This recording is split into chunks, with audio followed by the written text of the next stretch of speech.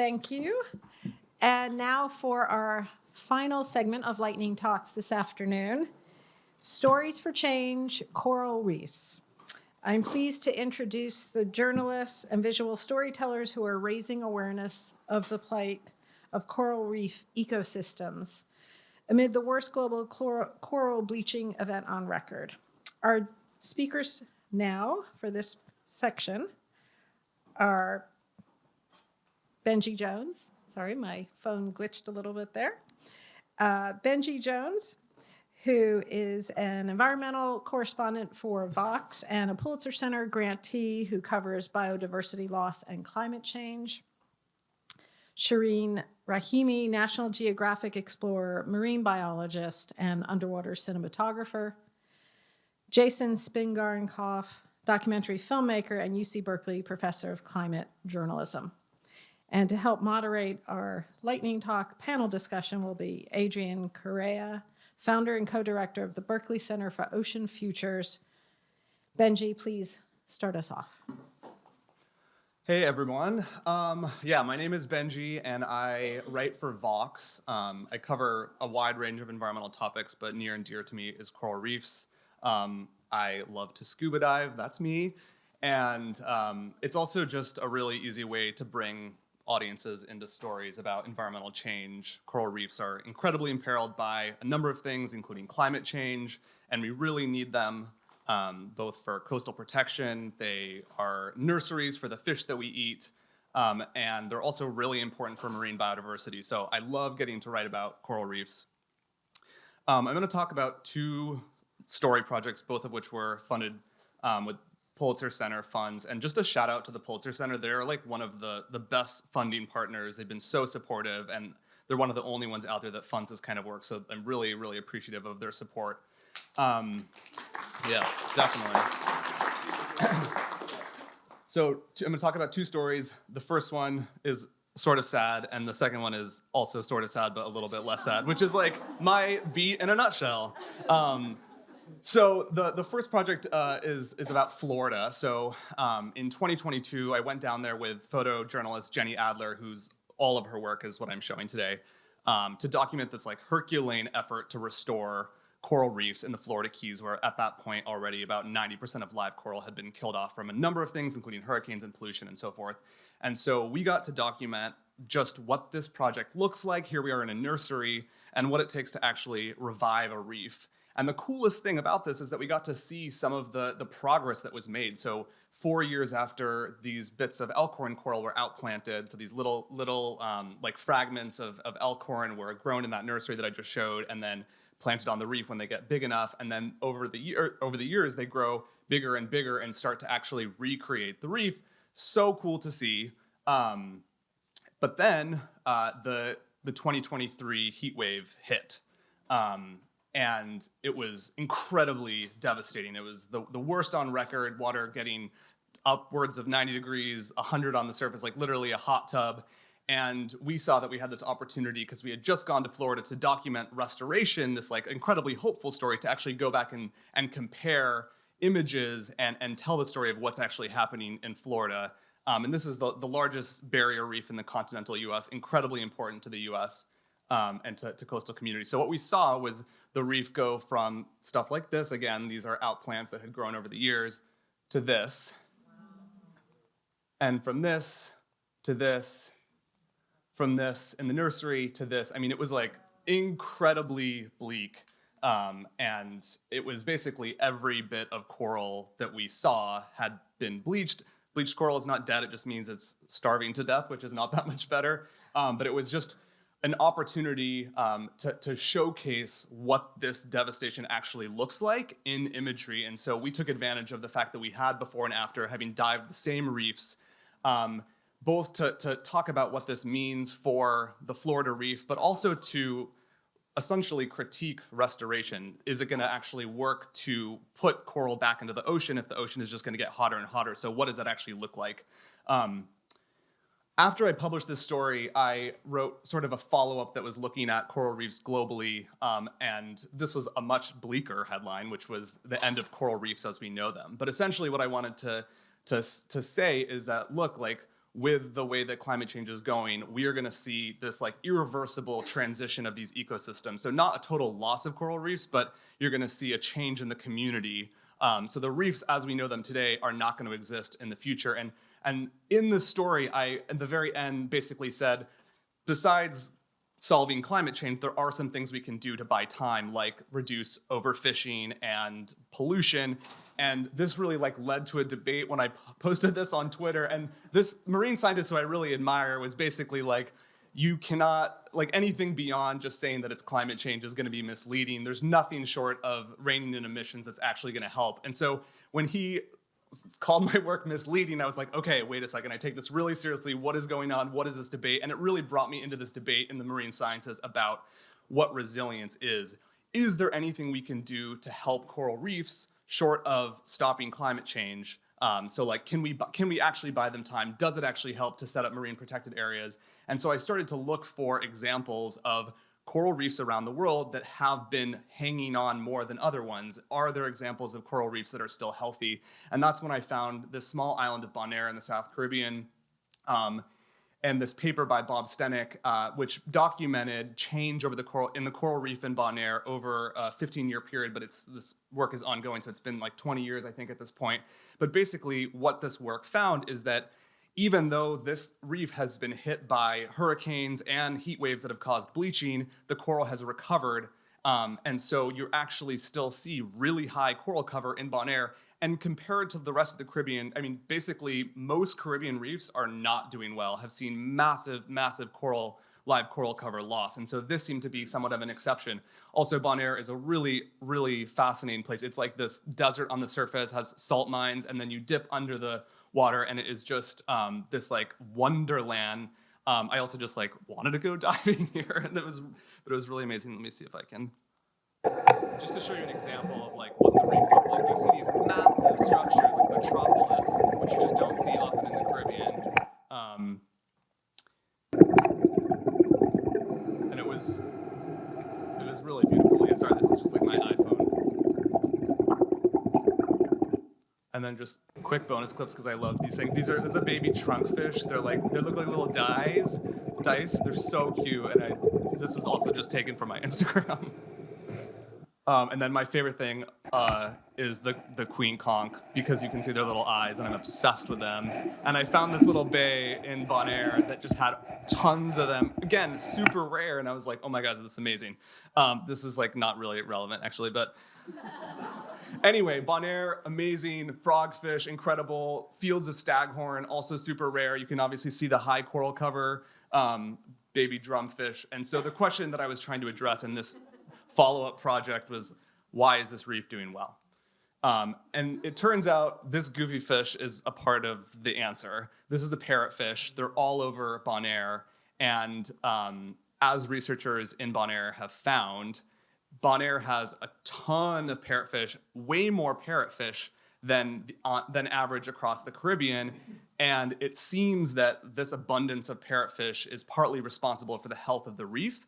And that's because parrotfish, while they're eating around the reef, they're herbivores, will scrape algae off of the surface of rocks and of corals. And as Gladstone mentioned, that's really helpful. Herbivory is really helpful because it allows baby corals, when they're free floating and looking for a place to settle, to have a place to live and to grow. So you tend to see a correlation between low algae cover and high recruitment, meaning like the ability to reproduce. And so that means that where you have lots of parrotfish, you have better recovery rates after major disasters. And the reason why Bonaire has so many parrotfish is partly because it's had marine protection that dates back to the early 70s. It has one of the oldest marine protected, if not the oldest marine protected area in the world. And what I wanted to say with this story is that like this matters. It really can help a reef be resilient in the face of climate change by protecting the marine resources. So yes, climate change is the number one thing that needs to be addressed to save the reefs of the future, but doing things like putting marine protected areas in place can also work. While I was there, we were watching basically this incredibly resilient reef that we were documenting was starting to crack a little bit. So this is a coral that's infected by stony coral tissue loss disease, which is a really major problem across the Caribbean. and it has killed off upwards of 90% of some coral species in Bonaire and also elsewhere in the Caribbean. So even this incredibly resilient reef is just, you can't survive if you're getting hit by every different stressor. And so ultimately we ended up reframing the story slightly to be about, this was a really resilient reef, and now it's starting to decline. And if this extremely healthy reef is not doing well now, what does that mean for reefs that are not so healthy? These are just bonus shots. The last thing I wanted to say is that this was a story that I did late last year, and it was just like a simple, there was a press release, I wrote about it, and it was about the largest coral ever discovered in the Solomon Islands. And I'm showing this here because this was our Vox's top story of 2024 in terms of like audience size, traffic, which is to say, stories about marine sciences, about coral, are not just important, but also people want to read them, and so we should keep telling them. And that is all I have for you all. Thank you.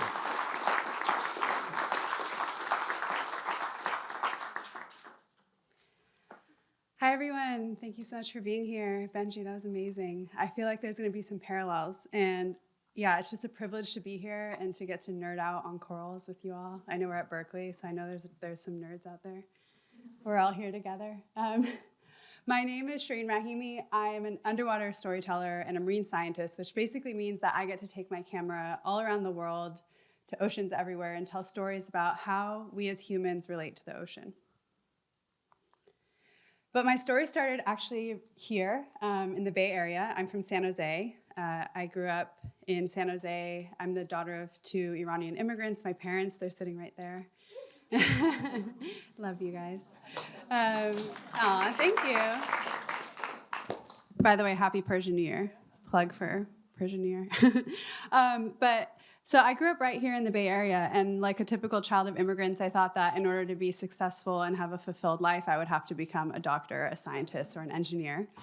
But that's because my parents taught me that fulfilling and meaningful work is work that is done in service of others. And so I decided to pursue that route, but I found a loophole. I became a doctor of marine science, so I got the lowest paying doctorate I could find. But it was perfect because I had finally found this way to immerse myself in nature and also do work that benefits others. And it's also because I also grew up with the poetry of the ancient Persian poets. I read poetry with my dad, and the Persian poets' philosophies speak about nature as the ultimate teacher and a reverence for nature. So with my work, I basically, during my PhD, I was studying coral reefs in Cuba and in Florida, and I had this opportunity to meld my love for the natural world with my desire to help others with my work.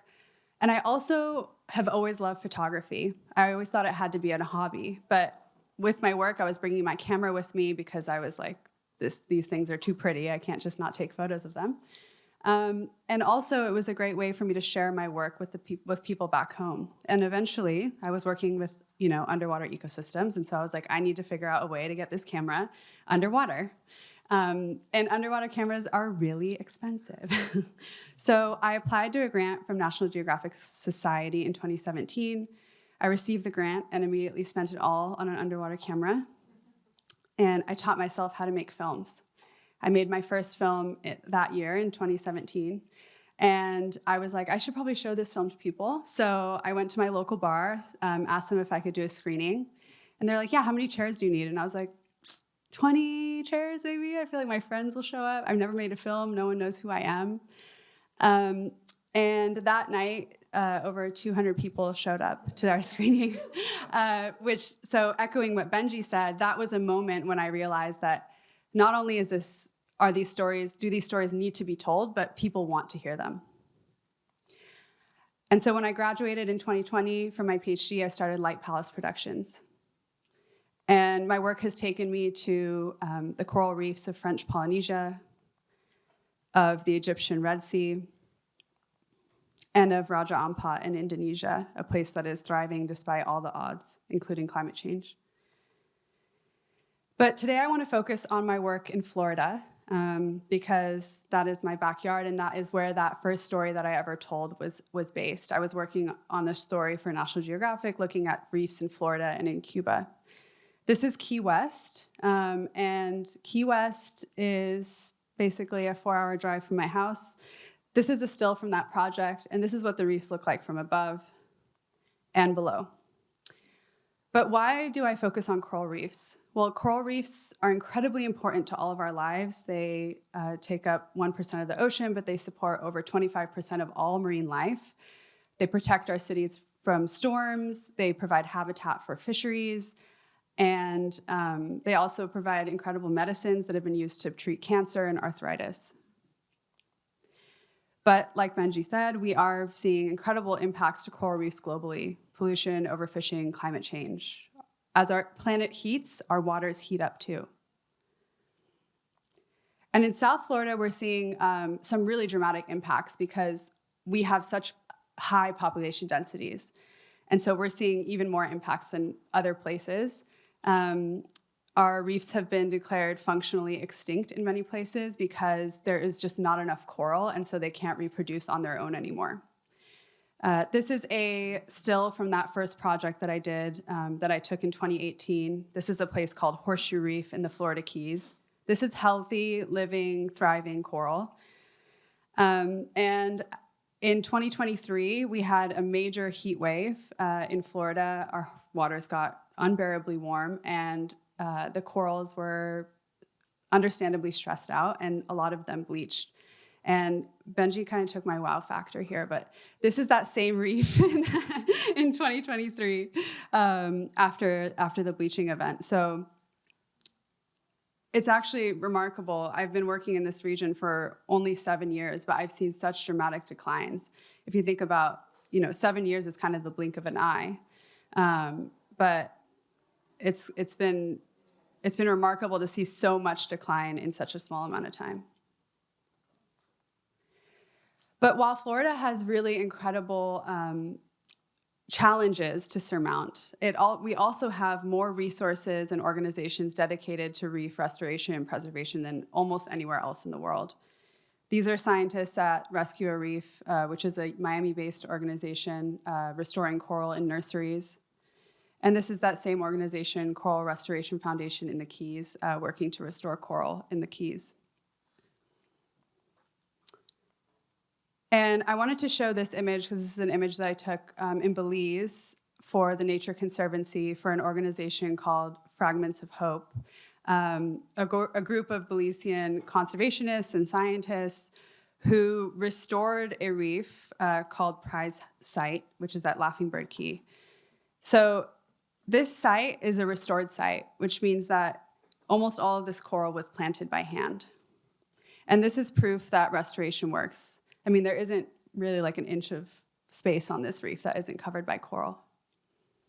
So this is proof that the techniques that we're using to restore coral and to make sure that, and to buy time for coral in the face of worsening climate change, these techniques do work. And we have more to fight for now than ever.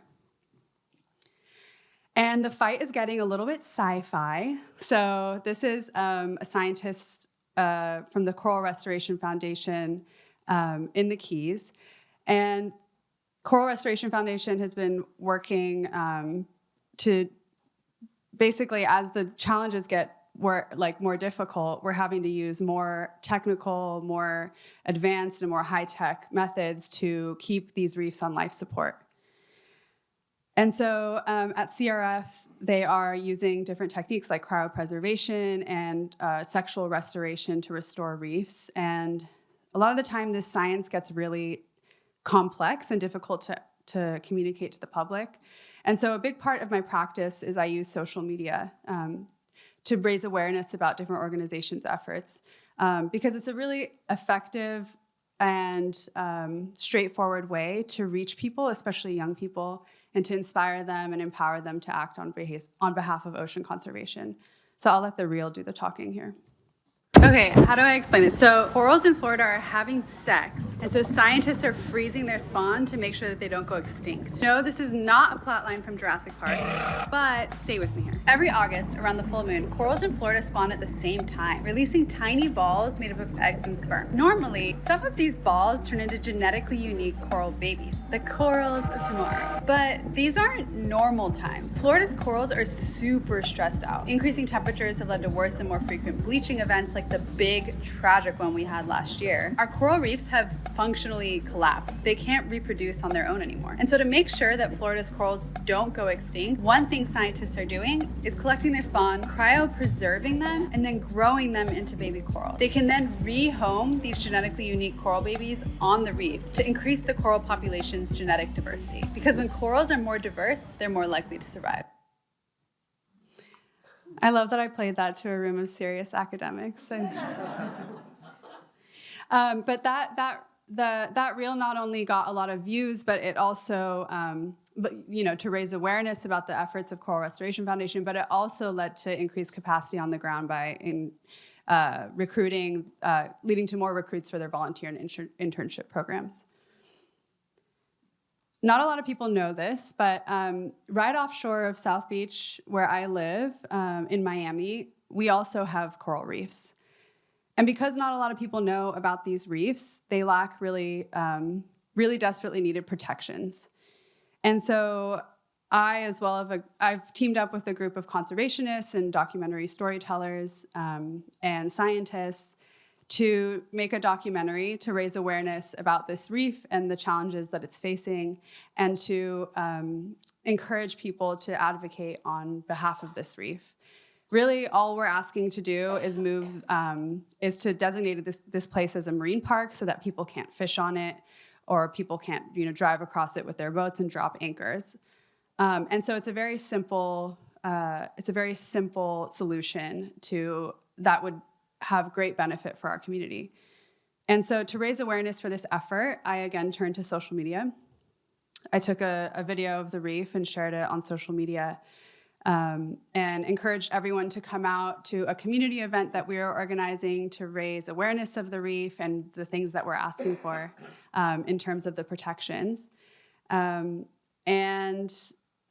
we had a great turnout at that community meeting. A lot of people showed up. We had people speak about, to raise awareness about the topic at hand, about the reef. And the mayor even showed up. So I guess that's a win. And we had widespread unanimous support for this project. And so we expect that in the next 2 years, we will succeed in passing these regulations.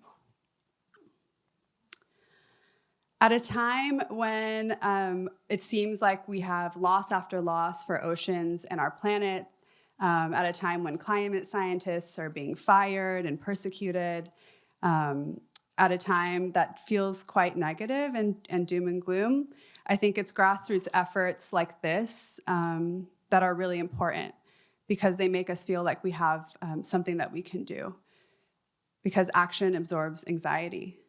And I am fully convinced by the power of visual storytelling to drive action on behalf of conservation. I also think that we cannot underestimate the power of individual contribution. No matter what you decide to do to make a difference to help our oceans and our planet, everything makes a difference and everything counts. So do not lose heart. We were made for these times. Thank you.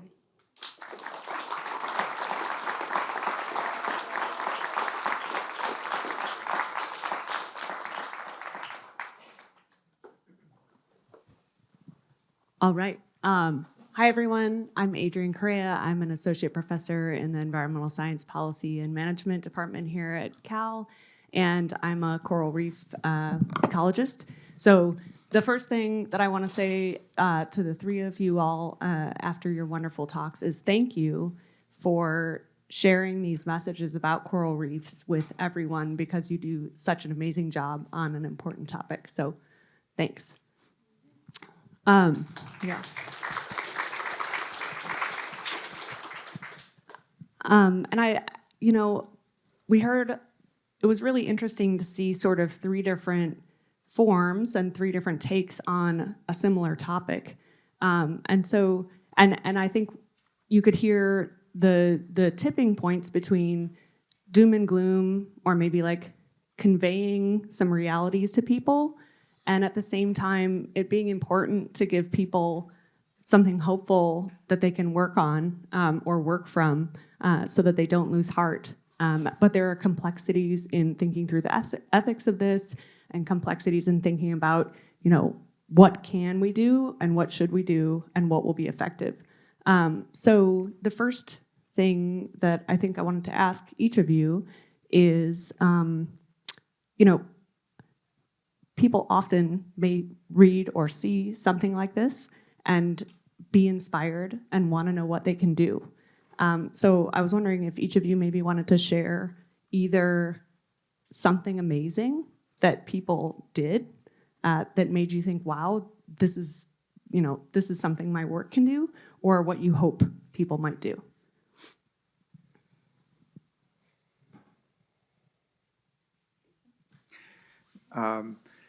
Well, I hope the work will inspire people to go into this field. I think if it can inspire more scientists, that would be a fantastic thing. If it can inspire entrepreneurs to get involved, if it can also inspire the public in some way. There are things like the Coral Restoration Foundation involves recreational divers in this thing they call Coral Palooza, where people can go out and plant coral. It really is something that ordinary people can get involved with. Great. Benji? Yeah, I guess in terms of like what people can do, I hope that this kind of work inspires people to learn, like people who are not already in this room thinking about coral reefs, to learn about these ecosystems. And I think the key for me is to connect the health of those ecosystems to their own lives, and to understand that our planet can't exist in the way that we want to have it without them. And I think a lot about, when I'm writing my stories, like, how do I bring this to someone who is not already invested? And like, that is my hope, is that people educate themselves about these ecosystems. And Shireen? Yeah, I get this question a lot. And I think that what I always say is that we all have this opportunity to think about where in our lives does the intersection of the things that we love to do, the things that we're good at and that we can maybe even make a living off of, and the things that benefit others or benefit our planet intersect. And I think if everyone was to kind of take some time to think about that, then we would probably come up with a lot of ideas of how we could be stewards of this earth and stewards of each other. And I think Jason's a great example of that. He was working in film for a long time and not necessarily always on, coral docs, but now he's decided that he wants to dedicate his time to this. And also thank you, Jason, for inviting me to be part of that project. It's incredible. But yeah, I think that's what I would say. And I think that's based on the concept of ikigai, which is a Japanese concept. But I'm sure we could all come up with a lot of ideas, and it doesn't have to be your job. It could just be something you do in your free time. Can I add one thing? Also, the ultimate goal for everyone is to cut down on greenhouse gas emissions. So even if people don't live near the ocean and have no chance of actually seeing a coral with their own eyes, hopefully this kind of work can inspire people to find ways for climate action. Wonderful, thanks. And I guess my next question would be, we saw a little bit of a microcosm of this happen in the panel where because we were seeing some different views and some different representations of what happened on Florida's reefs, Shireen said, Benji accidentally got some of my wow factor for some of the images. And I think that in this case, that wasn't a problem. Like, everything is impactful, but at the same time, unfortunately, at this point with coral reefs, I think in all of our media consumption, we've seen a couple of really major global bleaching events and catastrophic coral death in recent history. And so I would wonder if any of you wanted to comment on how you deal with the loss of that sort of bad, maybe just people seeing more difficulty for reefs, being exposed to multiple global bleaching events in a row. How do you sort of approach that in communicating with people? Yeah, I can talk a little bit about this just because we spent a lot of time trying to understand like what our audience wants out of stories, because we are so audience driven. And at the end of the day, like, we need people to read our stories so that we survive. And as you know, like, a lot of these companies are not doing great. And I think right now there is such an overload of negative news, and we're seeing that people are not excited, obviously, to read more negative news, especially if it's not like rising to the level where it's like, this is the worst thing that's ever happened. So like, I think about it in that, like, it is my responsibility to tell like our readers what is going on. And so in the case of Florida, like, this has happened before, but like, of course this was unprecedented even so, but like, I will always write those stories. But right now, given just knowing how negative news is landing with people, I'm very careful to put a lot of my resources on more hopeful stories too, because if people aren't reading the negative stories, they're not going to do anything, because they're not even learning about it. So if I can Trojan horse in the value of some of these ecosystems through different framings, like, then it works. I mean, like, that story that I mentioned in terms of the largest coral ever found, like, that was on the Colbert Show, which is incredible. I mean, he like kind of shit on the coral as the biggest animal ever, but like, it was just amazing to make it break through into the mainstream. And so that tells me, okay, more of those stories. Great, thanks. Just building off of what Benji said, there is a whole subfield of science that looks at this called environmental media, and there hasn't been a ton of studies around this, but basically scientists will show people environmental stories, environmental documentaries, and then ask them afterwards a bunch of questions that try to get at, okay, how likely are you to act based on this, viewing this piece of content or this storytelling? And what they found is that it really just depends on the person, whether doom and gloom works better or hope works better.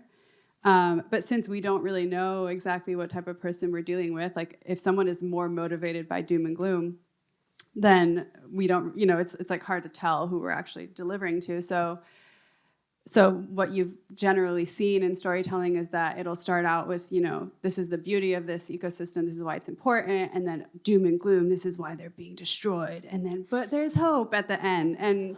And I think the reason why we do that is because it's the truth is complicated. The truth is, multifaceted, and it's hard to wrap it all up in a neat bow. But also, if we just focus on the doom and gloom, there's just going to be more doom and gloom. But if we focus on the solutions, then we will have more energy and more power and more resources going towards making those solutions happen.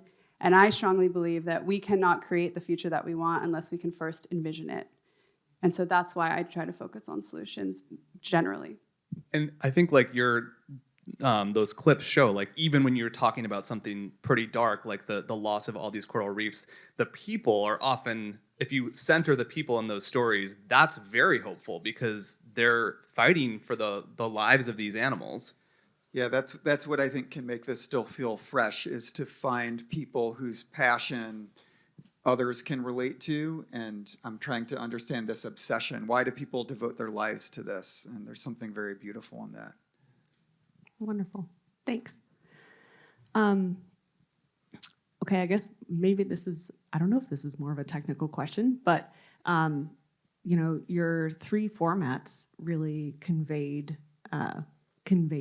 similar messages in a very interesting way. And I was just curious how often folks work across these formats or try to coordinate or collaborate together. And, if they do, can you talk a little bit about that? And if they don't, do you think there would be some synergies there?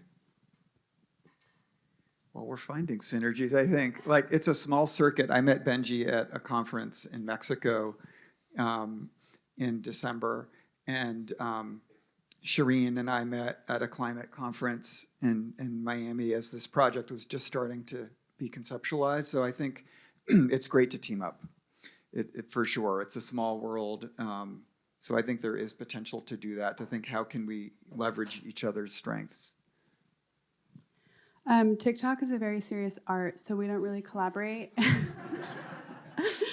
No, yeah, I think that's the joy of the work, is that everyone has strengths, and when we combine them, we can tell really compelling stories, and we've seen how that's gotten people to change their behaviors and their perceptions. I mean, I'll just say I will not do, it is such a priority for me to try to get funding for a photographer if I'm going to do anything underwater, and ideally like having video too, so we can make social video, because I don't think like coral reef stories are what they are without these incredible visuals. I mean, without Jenny on our team, like we wouldn't have been able to do that. So like I very much want to collaborate, and we'll usually try to do like a podcast too, like alongside whatever we're doing, so taking advantage of different media. But yeah, we should team up more. Well, I just got the end card, so I would like to say thank you to you all very much for being here and sharing your stories. Thank you. Thank you.